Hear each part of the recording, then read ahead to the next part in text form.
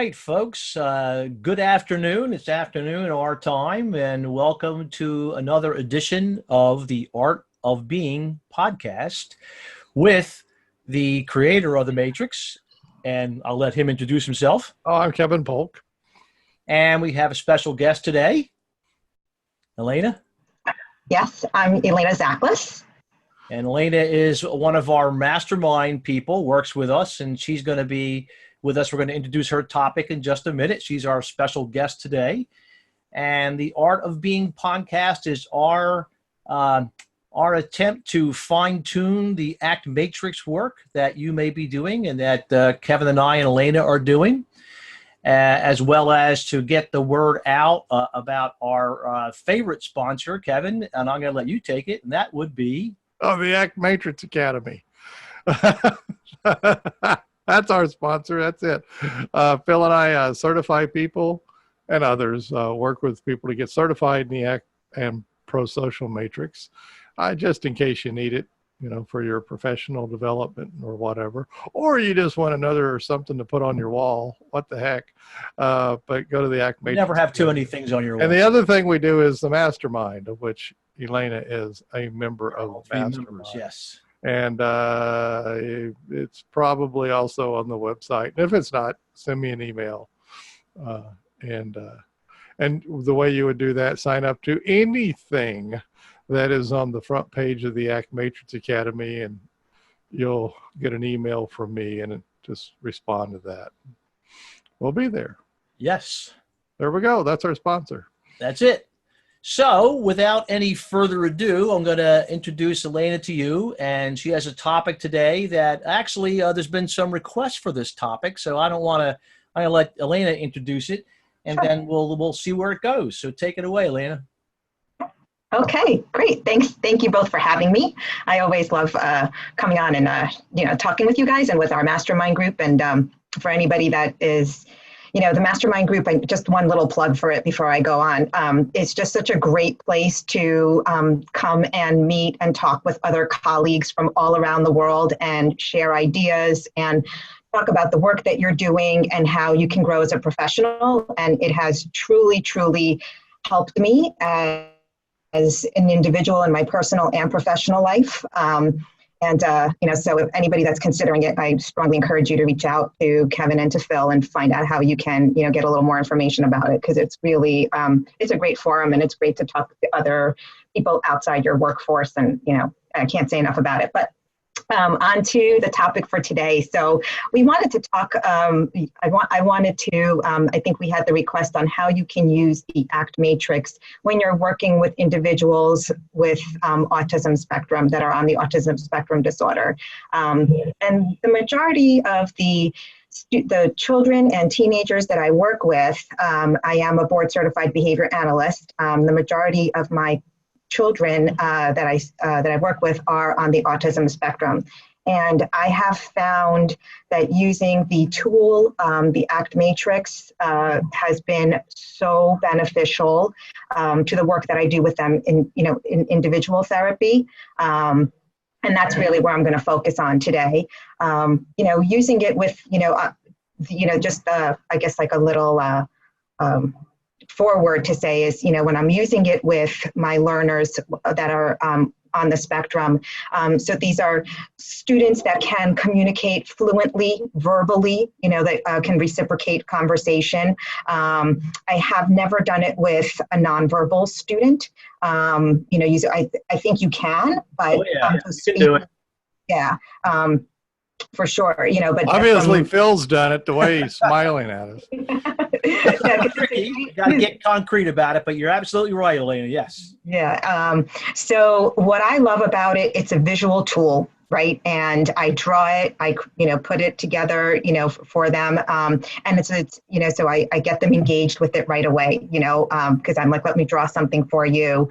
and of course, asking like as part of using the matrix, asking permission. Do you mind if we explore something a little different, something that you may not have done before, and with your other teachers, right? And kids love that, like because they, like when you're kind of bringing them in and you're into the session that way, and when you are leveling the playing field, because now you're asking their permission. You're not just telling them all their lives they've been told and told and told, and I know we've heard that all before. And so we tried, and then I bring them right into the first question of, who or what's important to them. And I write out the question, and again with my kiddos, super visual. So there's not just the talk. There's everything is followed up with a written cue or a written prompt right after I say something. And then if they stumble, I can give some examples, but they usually get going. If I say something like things in my house that are important, or in my life, like my family and things that I enjoy doing, and pets, so, and the kids really get going with things like that. It starts. I've never had, and Phil and Kevin have said too, I've never had anybody that has not been able to come up with at least 3 things in their life that are important to them, or that they value.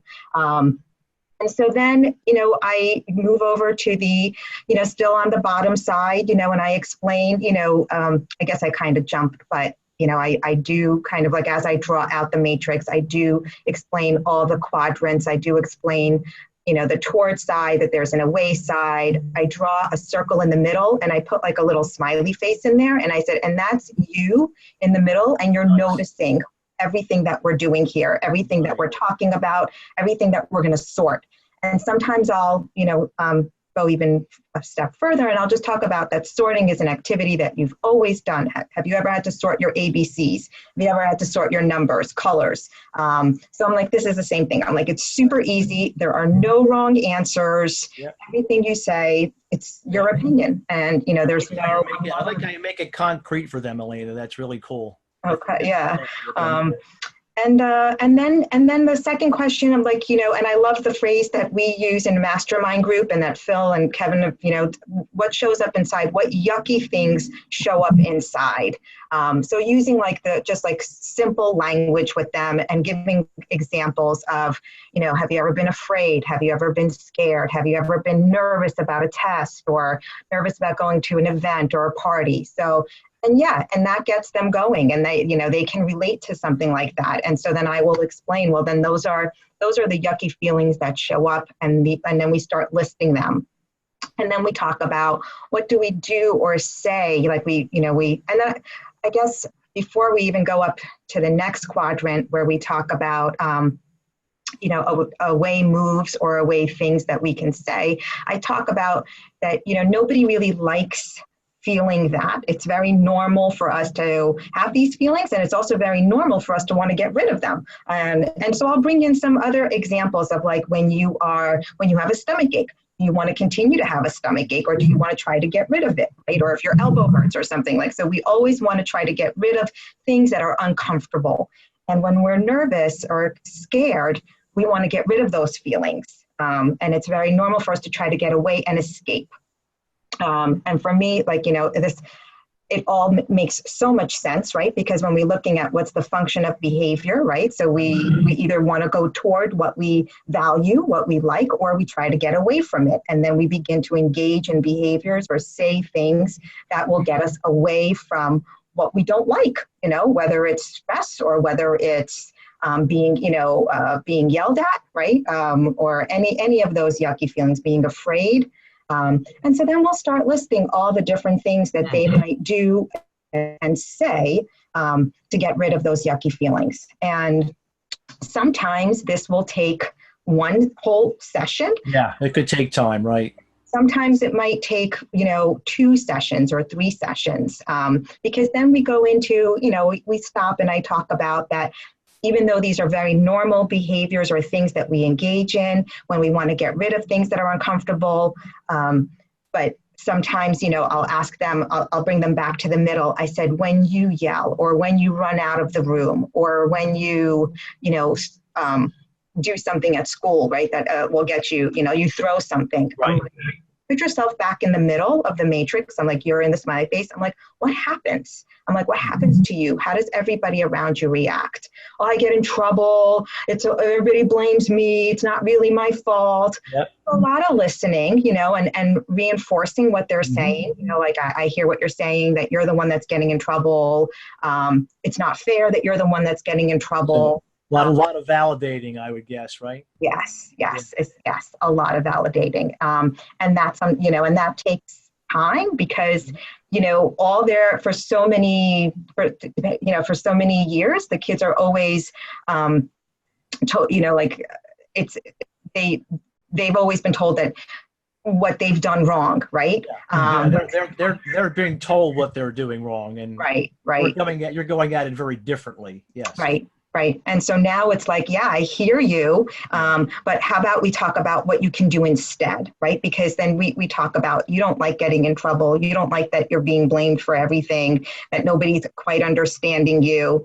So how about we talk about what you can do instead and how you can communicate those yucky feelings better in a more proactive way? Because inevitably what will come up when we first talk about what's important, all kids want to be accepted. They want to be accepted by their peers. Yeah.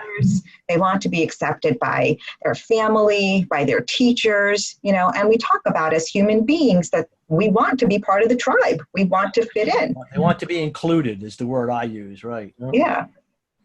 So we talk, I bring them back towards understanding that feeling of why they are, why they don't like feeling like they're or thinking that they're bad or any, those type of things. I'm like, that's very normal. You want to be accepted. That's, and I'll say, remember, that's what you put down in toward that your family, your school, your friends, those are things that are important to you. And no matter how young, and then we'll start to list what are some things that they can do. Talk quieter, stay in the room, and we'll come up with behaviors or verbal things they can do to engage in that gets them toward what's important. And then that's where I begin my work, is teaching them those verbal behaviors, those actions that they can take in the moment when those yucky feelings show up and how they can execute them, right? So they have the skill to do it. Yeah. Yes, exactly. And if they don't, then you're going to teach them. Yes, exactly. And I go about it, breaking it, depending on the individual that I'm working with, breaking it down into small steps, a lot of role play, coming up with scenarios. Sometimes, we take a scenario that might have just happened that day, or sometimes we have to come up with something that might happen in the future, more hypothetical, right? So they can have a little distance from it. Yep. But always, they love the matrix. I had one kiddo that's when I did it with him, he's finally, and he was crying on and off throughout the session because he was talking about those really hard things. Sure, you're right. And this was with an 8-year-old, right? So this was just with an 8-year-old that I was doing it. And then as we're going through it, he's like, finally, somebody understands me. Yeah. Is what he said. Heard that a lot. And I take a picture of it, and then I just blow it up as I'm printing it out. And whenever my kiddo comes in, I take that matrix out and I just hang it up on one of the walls in the room so that I can always refer back to it. Because whenever something is, whenever we're talking about something, and I love to compliment them, and I'm like, look what you just did. I'm like, what? How did you handle yourself today? I'm like, look at this really tough situation that you're telling me about. You didn't yell. You didn't run out of the school building. You didn't throw anything. Yeah. You had all those uncomfortable feelings. I'm like, but look what you did. And bring them back to the middle, because they'll forget to ground themselves, right? Of course they will. Yeah, right. To the tour, and I'm like, wait. First you said, hey, you took notice of what was happening, no matter how quickly that was. And then you began to engage in something different.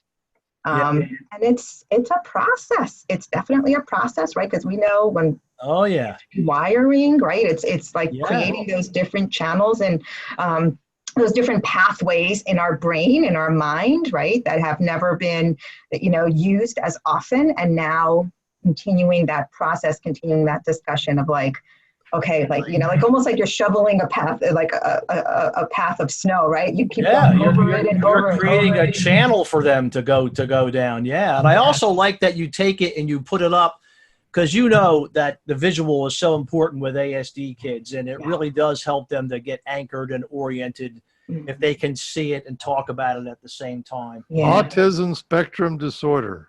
Yes. So there's an acronym for that. Yes. ASD. Yes. First time I ever heard it. So that's why I was even going ASD. Yeah. All right. So, well, I think because for the previously, right, in the DSM-4, I don't know if it was the acronym ASD was used as often as we use it now with the DSM-5. Really? No, it's definitely more common parlance, much less referred to early on. Yeah. Hardly at all. Yeah. Oh, well. So I think because we used to talk Asperger's, right? That was the big thing, right? Asperger's was the big thing. Yeah, and AD, and then we would PDNOS, but with the DSM-5, that's all been eliminated. Yeah, those have been grandfathered in, and anyway, that's a different topic for us. That doesn't matter. We're talking about kids, and they come in to see you. They want to feel included, and they want to feel accepted, and they want to feel validated, and you're doing all of that with them all at the same time. Yeah. Really. Yes. Yeah. You can put that label on any label on any person, but they still just want to be a person. Yeah. They do. They really do. Yeah. But they just want to be, I mean, like the basic human, right? Like we just want to be accepted. We want to be heard. We want to be part of the tribe, like you said. That's it. Yeah. So, but yeah, the fact that, the visual and that, you can write what they're saying, it's super, super helpful. And they do respond to it. Even if you're having like a session where sometimes, like everybody's like, people just don't want to talk about something that's uncomfortable. Right. So, well, that's never happened to me. So it's great because then I'll be like, well, let's, remember we did this like, way in the beginning and, bring it up in here. I'm going to put it on your lap. Why don't you take a look at it? Why don't we take a look at what you said was important, what you were doing? Let's kind of refresh your memory a little bit. Bringing him back to basics. Yep. So.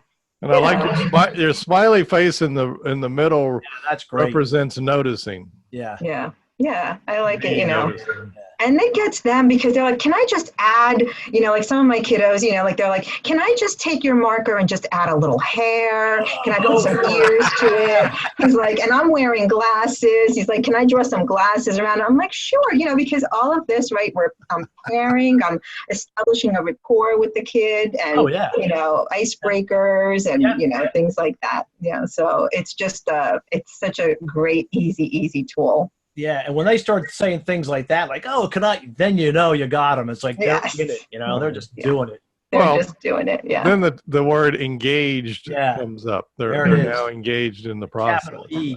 Yeah. And I use it, and it's like a tool for all ages, like I mentioned, my one kiddo, like who is 8, but I've done it with somebody that was as young as 7. And again, you just kind of like get to know your kiddo that you're working with and, and what you can use. And then I've done it with kids like, that are 17, 18. And I know we've done it with adults. I've used it, as well. I was going to say, you said 8. I said, how about 88? Yeah. I have several ASD adults that I use it with. Yeah, we're all they love it. They take to it like a duck to water. They're just you talk about pictures. I know Benji Schoendorf. Oh yeah, right. Came up with the ACT Matrix card deck or whatever. It's pictures, Yeah. And so anytime, well, and the picture of the I think it's Afghani ladies. And forgive me if I'm hitting a cultural faux pas there, but females in Afghanistan in a tent doing the matrix, and you can tell they have pictures up on the 4 quadrants. And so they're Yeah. pointing to pictures. Sure. So that's exactly, anytime you can use pictures, simplify, simplify, simplify. Yeah. And if you have like picture, like I don't have the any like fancy picture cards. I just have like simple picture cards of like feelings picture cards. Just using Whatever's handy. whatever you have, exactly. Yeah. So those Has it been your experience where they'll come up with their own picture, like they'll want to draw what that is on the board? Yeah. Oh yeah, for sure. That's the best, where they come up with their own picture. You know? Oh yeah, yeah. They're like, they're waiting. They're like, like you can see, I had one kiddo who's like, he let me write, and he's like, when you finish writing in this box, he goes, can I draw all these pictures? Right. Yeah. I'm like, sure, and then that, and you don't rush it, right? You don't rush it, because then it took me like No, so it took me like 2.5 sessions to get through the entire matrix with that kiddo, because he wanted to draw every picture for every word that we wrote.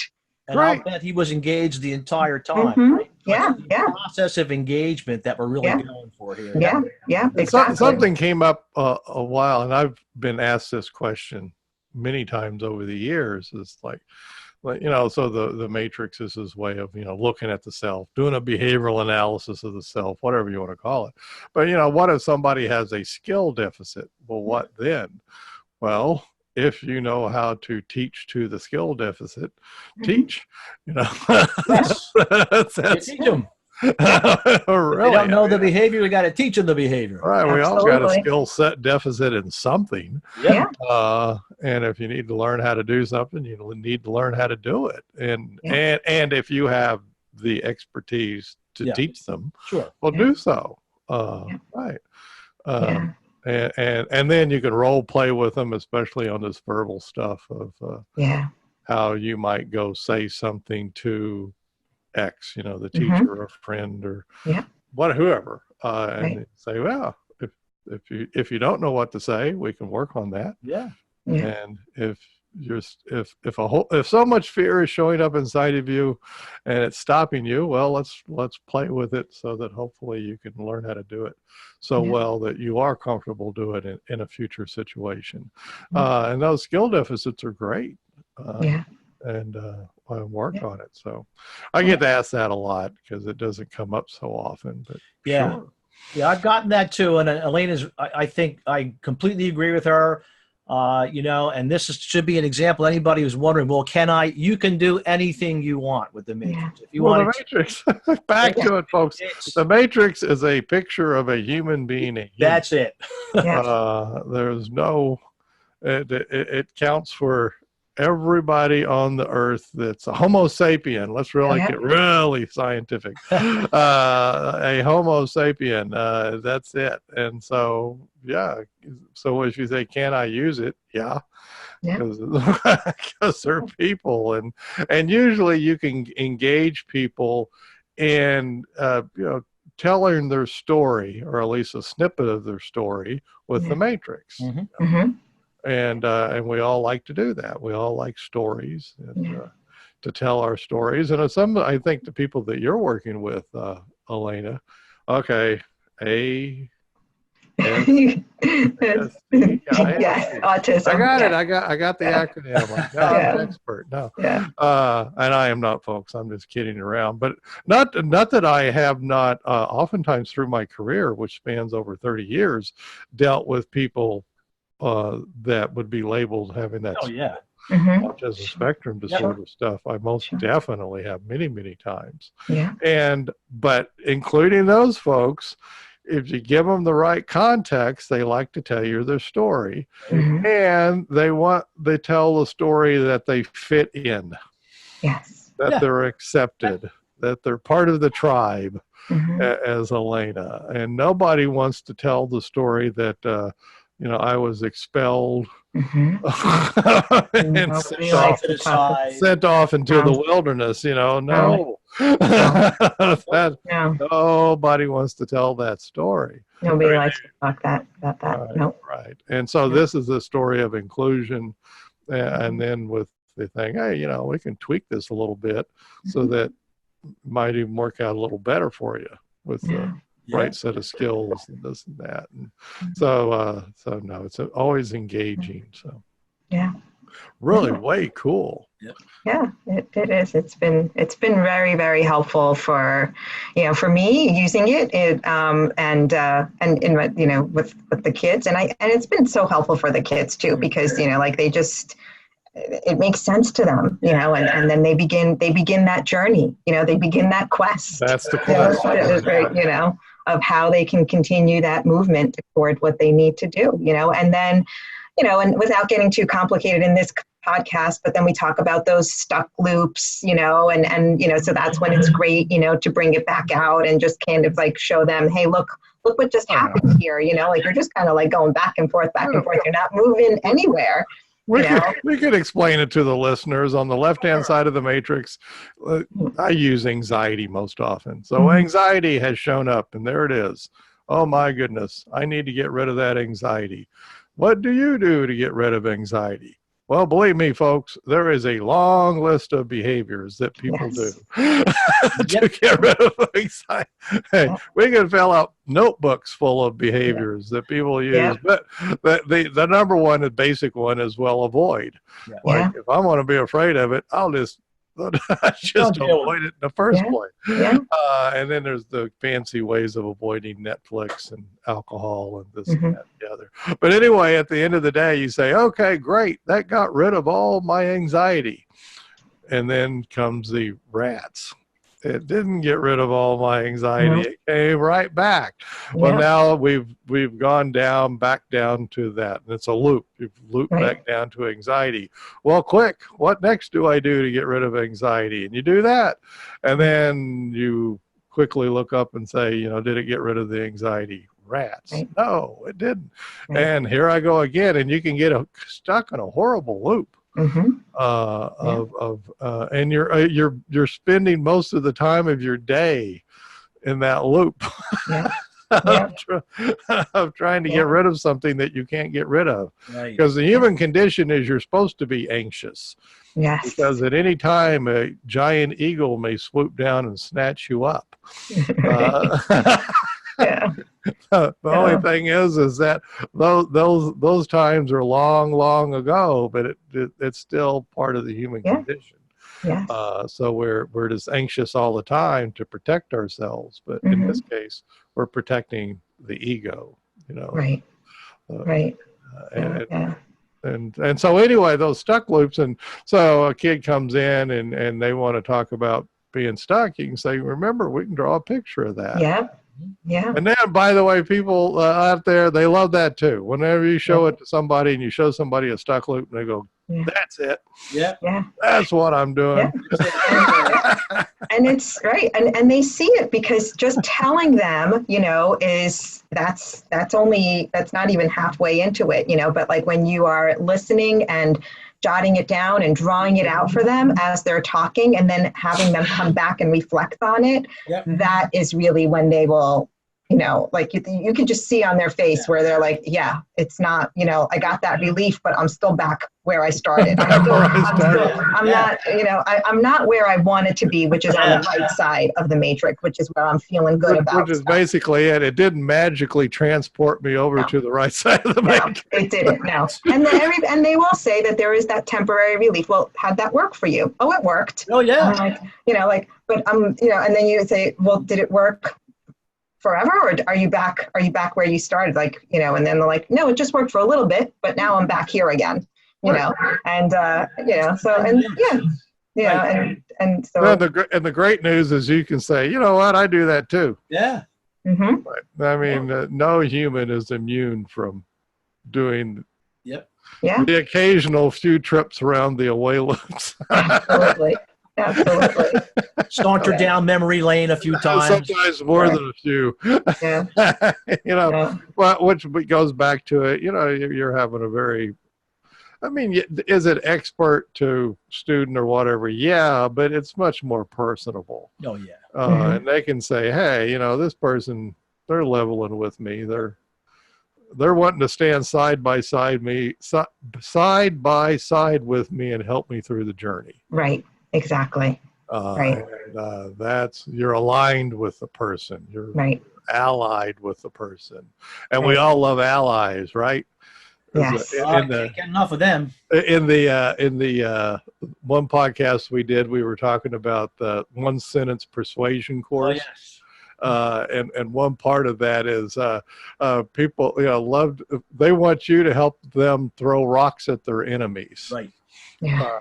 And that's great. We all do. Yeah. We all want somebody to join with us and help us throw rocks at our enemies. Yeah. Yeah. Which is another way of saying somebody to join with us and, just help us through the trials and tribulations and get where we want to go in life. Yeah. Even if we're not exactly sure where that is, but that's okay. Let's take it a day at a time and put it together a little better. So this is great. Yeah. But now I have a very clear idea of how you use the ACT matrix with autism spectrum disorder folks. Sure. Because one, use the matrix, 5 senses, mental, toward, away, or thing, and the other, very simple language, all the way to heck with language, pictures. Yes. And even better if the person can draw their own picture. Yeah. And they can certainly do a picture of themselves in the middle. Yeah. Noticing everything happening here. Yeah. And it's that simple.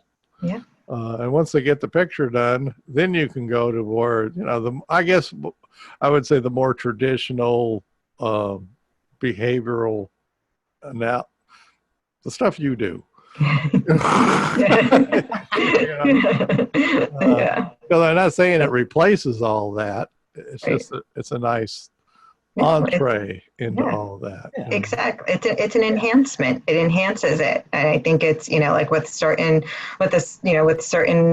kiddos, it's really, it's an important part of what we do, like whatever skill set we need to work on, whether it's, building social skills or empathy or, perspective taking, this is just a great launch pad, on how to, because, if they're not seeing, a lot of times, they're not willingly coming. It's not like they make an appointment, for themselves, So somebody's made the appointment for them, and it's usually in reaction or, because of something. Doing the way move themselves, right? Right. So, in order for this, for this process to work, we've got to kind of get on the same page and get them to notice and understand what it is that they want to change about themselves. And they all do, it's not like once we go through that process, once we, complete the ACT matrix, they all will say, I don't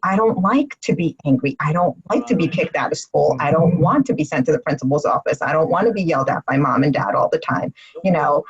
Nobody likes to be in that. So, nobody wants that. Nobody wants that as their story. They really don't. Exactly.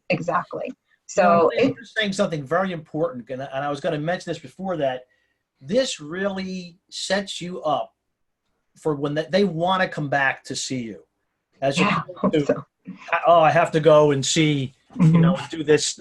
They're looking forward to coming to see you. Sure. Yeah. Changes the whole game. Yeah. Because now they're committed to the change process. Because they're part of the process. Yeah. Right. Their voice is heard. And I will say that. I'm like, I hear what you're saying to me. Your voice is heard. And I understand what you're saying. So. Yeah. Right. That's another biggie. People just want to be heard. Yeah. It's awfully easy, I guess, in any day and age, but I'll say this day and age, to feel like you're not being heard. Yeah. Right. Yeah. Very frustrating. It's very frustrating. Yes. Yeah. So, but it's been great. I love it. Like I said, I can't, it's been a game changer for me. I can't believe I've, done therapy without it. So I feel like all the years that I've been working, without it and as a tool, I'm like, if you guys want to come back, 10 years later, I have this better way of doing this. Yeah. So, but it is great. It is great. Yeah. Oh, that is fabulous. I wouldn't know how to do things differently now, just because it is so engaging and it's so equalizing, and it's you're listening to the person and you're joining with the person and and yeah, the therapeutic relationship or whatever is still there, but that's not the forefront. No. That's Right. Right. it's human to human is the forefront. Yeah. Right. And then, okay, and I probably got some expertise that can help you out. Great. Yeah. You know, Right. much more that kind of a stance. Yeah. I know Phil always tells the story, not autism spectrum, but anybody else, the kids would, I call them the ne'er-do-well kids, you know, the one they're in trouble. And they've I been call sent them the persona non gratas. That's what they've they. been Yeah. sent to Phil's school. You know, and That's they go, right. okay, you got to go see the school psychologist. Yeah, right. Oh, Yeah. crap. Like, Yeah. that's the last thing I want to do is go Yeah, see the really. school psychologist. Yeah. They, So they go bebop it in, and Phil says, hey, well, you know, the first thing I want to know is who's important to you. And right then, they know there's something different going on. Yep. Right.